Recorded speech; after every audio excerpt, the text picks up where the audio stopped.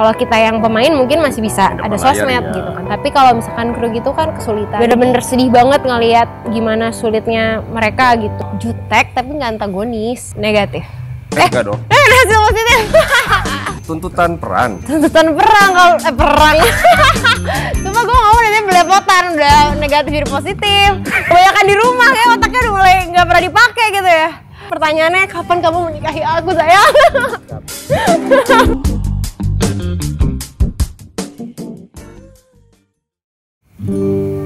You just call up my name, and you know wherever I am, I'll come running to see you again. Winter, spring, summer or fall, all you have to do is call, and I'll be there. You've got a friend. You've got a friend. You've got a friend. Michelle Joan. Waduh. Thank you so much, Michelle. Sama-sama. Boleh ada waktunya di sela-sela suasana PPKM ini ya. Iya. Yang bikin kita semua bingung ya mau ngapain ya? Iya. Gabut tapi nggak apa-apa demi keselamatan kita semua. Yes. Jadi staying home and staying safe gitu. Jadi kita semua juga udah dari tes, udah bebas dari hasil Negatif. enggak dong. Hasil positif. Gimana Michelle Joan? Yes. Michelle Joan ini salah satu aktris Indonesia ya yang sangat meledak debutnya kalau nggak salah saat itu sinetron ya, GGS Sinetron, ya. GGS. Jadi vampir Vampir. dengan peran antagonis. Enggak. Oh enggak, Jutek tapi nggak antagonis. masa sih? Jutek tapi Jutek? nggak jahat. Baik tapi jutek aja gitu. Dan tuntutan peran. Tuntutan perang kalau perang. Cuma gue ngomong ini belepotan udah negatif jadi positif. Kebanyakan di rumah kayak otaknya udah mulai nggak pernah dipakai gitu ya.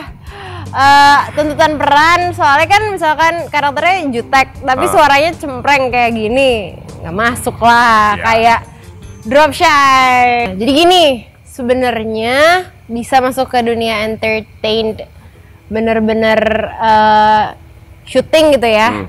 Itu tuh awalnya bukan dari situ, awalnya bukan dari acting, malah nggak pernah nyangka kalau bakalan jadi aktris gitu istilahnya. Jadi awalnya tuh karena dari SMP tiap kali ada acara pensi, ada acara apa di sekolah tuh biasanya aku disuruh MC. Oke. Nah terus abis itu waktu SMA juga di sekolah aku jadi seksi acara, kayak emang kayak lebih ke dunia kayak MC gitu kan segala macam. Terus akhirnya kuliah ikutlah ekskulnya tuh radio kampus. Oh, penyiar jatuhnya. Jadi awalnya di penyiar dulu. Radio kampus nih. Radio kampus, akhirnya siaran jadi penyiar radio kampus. Dan saat itu dapat kesempatan lah untuk daftar di salah satu radio swasta untuk jadi announcer juga di sana. Daftar masuk sampai akhirnya training, probation. Dari situ juga akhirnya sempat siaran, probation 6 bulan, nggak lanjut, tapi saat itu juga dapat kesempatan nge-MC di Java Jazz. Wow. Jadi waktu itu audisi juga, terus dapat akhirnya nge-MC di Java Jazz. Tahun berapa tuh? Tahun berapa ya? 2012 kayaknya deh. Terus pas lagi nge-MC di Java Jazz itu, di scout lah, ada yang nawarin mau nggak masuk manajemen artis. Gitu. Oh, berawal dari nge-MC. Terus akhirnya ya udah coba, tapi selama setahun pertama karena dulu aku rada-rada ambi ya soal kuliah, maunya nggak ganggu kuliah kan, dan passionnya juga saat itu kan di nge-MC radio, di ngoceh lah istilahnya. Akhirnya selama setahun tuh presenter dulu. Terus dari situ lagi libur, manajerku dulu nanya, mau nggak coba casting FTV? Aku bilang ganggu kuliah enggak kok, kalau FTV syutingnya cuma 5 hari paling lama gitu kan. Waktu itu kan lagi libur, mumpung lagi libur juga, libur semesteran nih. Udah casting. Lolos? Enggak pernah dipanggil. Padahal debut pertama tuh ya. Aku nyoba-nyoba casting gitu kan, sama libur, nggak ada yang dipanggil. Sampai ada satu, aku casting juga, waktu itu di Rapi, casting, nggak dipanggil juga. Rapi film. Pokoknya berapa kali casting nggak dipanggil, nggak ada yang manggil, emang gak bakal acting gitu kan. Terus kaku juga kan, gak pernah acting gitu kan. Terus sampai ke Rapi, mungkin karena udah berapa kali casting udah mulai paham kan. Terakhir di Rapi itu nggak dipanggil juga. Udah lah emang gak bakat, udah masuk kuliah kan. Terus masuk, aku bilang udah deh emang gak bakat gitu kan, ya udah presenter aja. Lagian nanti juga kalau udah masuk kuliah kan ini, nanti takutnya berantakan. Padahal emang gak diterima gitu kan. Nah pas aku udah masuk kuliah itu, manajerku bilang, kamu dipanggil lagi nih ke Aspro. Orang castingnya yang waktu itu castingin di Rapi pindah ke sana. Mereka mau bikin project baru sinetron. Aku kayak, ih kan aku udah masuk kuliah. Nggak mau ntar ganggu kuliah gitu kan. Enggak, emang apa namanya, ini cuman perkenalan aja, silaturahmi, datang aja, kan belum tentu syuting juga gitu kan. Aku pikir oh gitu ya, yalah gue juga nggak pernah diterima, nggak mungkin juga ini gue diterima gitu. Kok pas gue dateng langsung disuruh pakai seragam, langsung didandanin, terus abis itu kok udah ada Ricky Harun, udah ada Kevin Julio, udah ada Dahlia Polan. Ini casting nih gitu kan, karena dulu aku udah pernah casting di Rapi yang sama orang yang itu Mas Ayu waktu itu namanya. Nah, udah pernah casting di sana. Dia pindah ke Aspro, mungkin dia udah inget ya, udahlah udah pernah di casting, udah tahu dia acting kayak gimana gitu kali ya. Terus ya udah akhirnya aku dateng, dipakein seragam dan segala macem, masuk ke ruangan rame-rame gitu, pulang, telepon sama manajerku. Minggu syuting ya? Nah ya pas ini tuh aku bener-bener kayak aduh Tuhan gimana nih, aku tuh malam-malam galau gitu kan, gimana nih kuliah gue, syuting sinetron setiap hari. Terus dibilang lagi sama manajerku kan, aku curhat, gimana aku gak mau tuh kuliah aku keganggu gitu kan. Terus kata dia, udah kan masih promo belum tentu tayang, begitu lagi tuh. Udah nyetok 3 episode, tayang lah nih si GGS yang sama Ricky Harun itu, rating 1. Kuliahku mundur 1,5 tahun. Pasti banyak lah yang tahu cerita syuting di GGS kayak gimana. Kita nginep di lokasi, nggak pulang-pulang, mandi di lokasi. Jadi ya udah pasti ke kampus juga sangat sulit ya, susah. Aku tuh dulu pernah lagi syuting, bener-bener baru pulang jam 5 pagi, nyetir ke kampus, numpang tidur di parkiran. Abis itu jam 7 pagi numpang mandi di kosan temen, kelas, pulang kelas, balik lagi ke lokasi. Kayak gitu tuh sering banget dulu zaman syuting. Jadi kayak ya udah pasti kuliahnya berantakan kayak gitu. Tapi ya udah, ternyata rezekinya di situ sampai sekarang inilah, dan ternyata aku seneng acting gitu. Nah, kau nyanyi ini gimana nih cerita? Apa belajar atau bagaimana? Dari waktu kecil tuh suka nyanyi bareng, nyanyi di depan gereja gitu. Dulu berdua nyanyinya Oh Holy Night. Kenal nggak sepupu saya? Kenal deh. Kenal ya? Terus? Siapa namanya? Ya, namanya Fanya. Nah kita tuh dulu ya suka nyanyi bareng kan.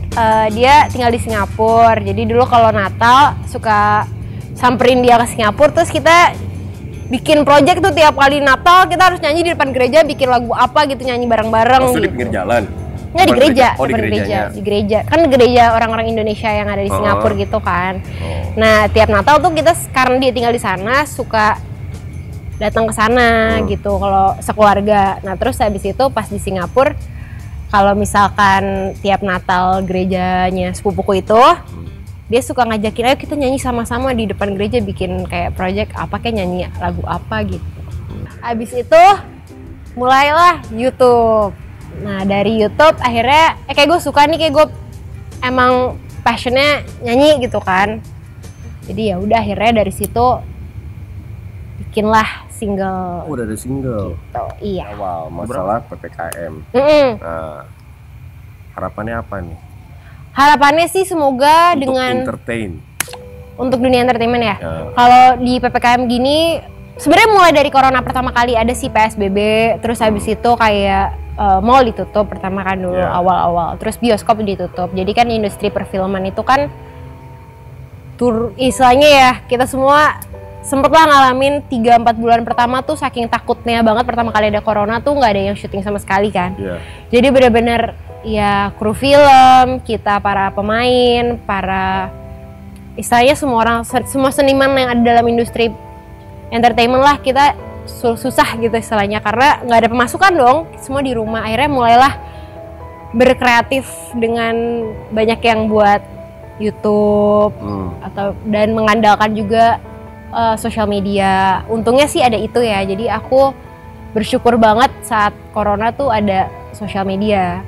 Kalau kita yang pemain mungkin masih bisa ada sosmed gitu kan, tapi kalau misalkan kru gitu kan kesulitan. Jadi bener-bener sedih banget ngelihat gimana sulitnya mereka gitu dan gimana happy-nya mereka saat kita tuh akhirnya waktu itu mulai syuting lagi. Mungkin film memang menurun drastis, tapi kan mulailah lari ke web series. Web series. Terus habis itu sinetron juga mulai jalan dengan segala protokol yang ada. Misalkan kayak yang syutingnya tadinya bisa lokasinya pindah-pindah jadi dibuatlah studio. Pokoknya banyak akal lah istilahnya gimana caranya untuk industri perfilman dan persinetronan segala macam tuh tetap jalan. Harus sama-sama kuat lah sekarang. Makanya dalam jangka waktu PPKM yang singkat ini mungkin memang harus sedikit ada yang dikorbankan dengan nggak ada pemasukan yang seperti dulu gitu. Kita bisa kayak negara-negara lain lah, kayak ngelihat lepas masker gitu. Iya, ngelihat Amerika gitu. Kayak udah ada herd immunity kan. Yang salah satu yang tertinggi juga Israel ya kalau nggak salah. Bener-bener negara-negara lain tuh banyak banget yang udah bebas dari istilahnya masker karena udah ada herd immunity itu. Kalau misalkan sekarang semuanya maksain tapi belum ngikutin protokol yang ada, belum vaksin, belum rajin tes segala macem, ya memang kita nyari nafkah tapi nyawa jadi taruhan. Jadi lebih baik ikutin dulu sesegera mungkin kita mencapai herd immunity. Akhirnya kan kita bisa jalanin hidup dengan normal lagi dan semuanya bisa kembali seperti dulu. Banyak juga teman-teman aku yang tadinya tuh nggak bisa masak, jadi bisa masak, terus jadi buka bisnis. Terus habis itu usahanya malah jadi bagus, jadi akhirnya difokusin.